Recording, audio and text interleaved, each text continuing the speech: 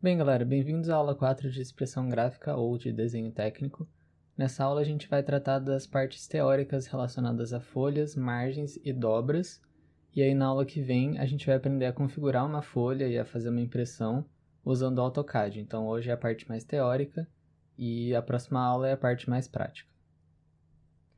Um dos assuntos que eu vou tratar muito nessa aula é a questão da normatização. Então, tudo que eu falar vai estar de acordo com as normas da BNT, todas as que foram feitas, né? No finalzinho eu vou deixar uma lista para vocês, das mais importantes em relação a desenho técnico.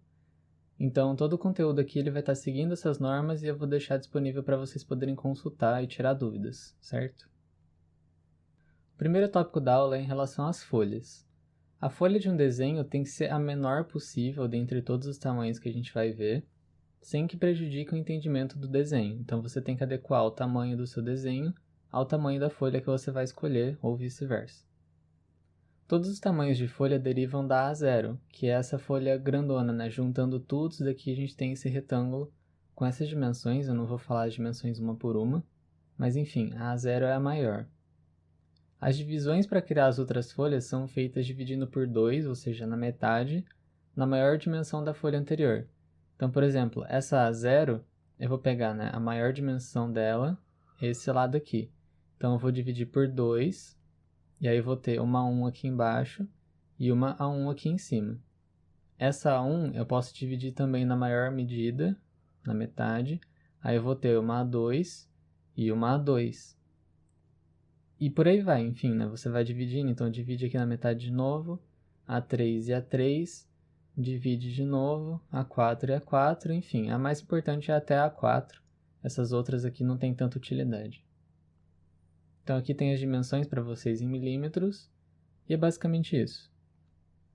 Em relação às margens do desenho, que a gente vai fazer lá no AutoCAD depois, cada folha tem um tamanho específico de margem, ainda em milímetros.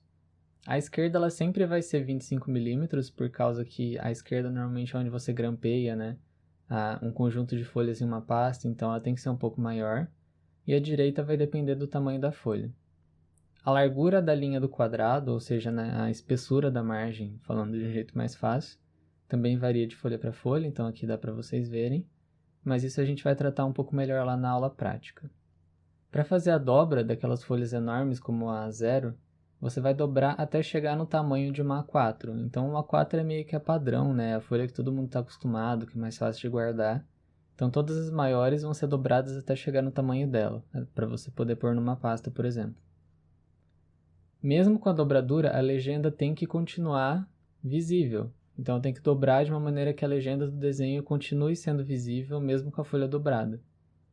E as dobras vão ser feitas a partir do lado direito. É uma coisa muito ruim de explicar, né, na tela. Se fosse uma aula presencial eu poderia tentar fazer, mas enfim, eu peguei aqui a norma, certo?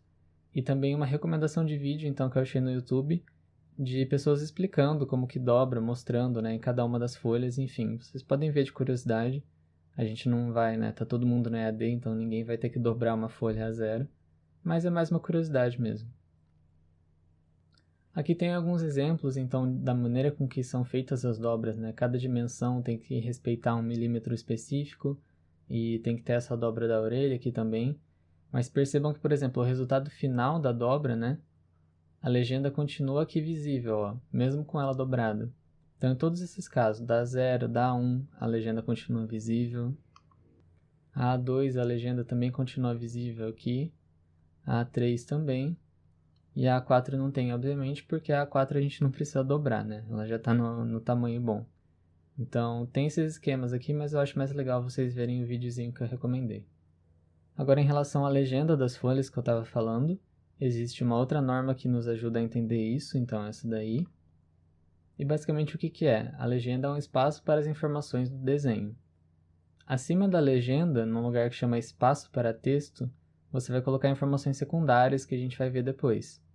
Então, né, depende da orientação da sua folha, ou do jeito que você quiser trabalhar, mas você pode ter a legenda, o desenho aqui na esquerda e na direita esse espaço para texto com as coisas secundárias, ou você pode fazer esse espaço para texto embaixo e o desenho em cima.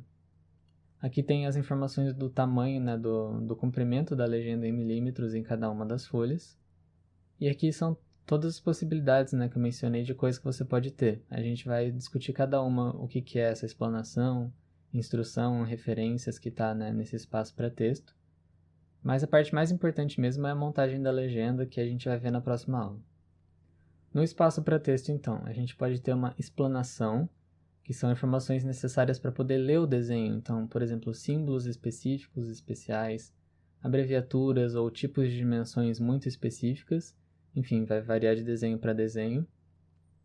As instruções são informações para você executar o desenho, então se é uma peça, né, que você está construindo. Quais são os materiais, aonde ela vai ser montada, qual que é o número de peças que é necessário para montar uma peça maior, e por aí vai. Então depende muito do desenho, como eu disse. As referências é bem parecido com o trabalho acadêmico, então são informações relativas a outros desenhos ou documentos que foram consultados e você tem que citar eles, né? Você tem que referenciar.